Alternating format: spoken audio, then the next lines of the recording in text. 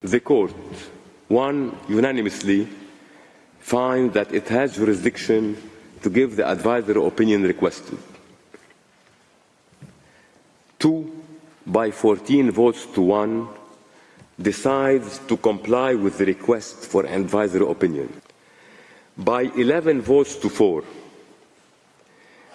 is of the opinion that the State of Israel's continued presence in the occupied territory is unlawful. By 11 votes to 4, is of the opinion that the State of Israel is under an obligation to bring to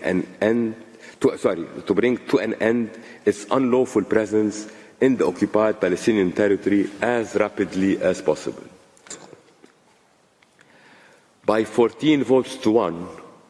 is of the opinion that the State of Israel is under an obligation to cease immediately all new settlement activities and to evacuate all settlers from the occupied Palestinian territory. By 14 votes to 1, is of the opinion that the State of Israel has the obligation to make reparation for the damage caused to all natural or legal persons concerned in the occupied Palestinian territory. By 12 votes to 3, is of the opinion that all states are under an obligation not to recognize as legal the situation arising from the unlawful presence of the State of Israel in the occupied Palestinian territory and not to render aid or assistance in maintaining the situation created by the continued presence of the State of Israel in the occupied Palestinian territory. By 12 votes to 3,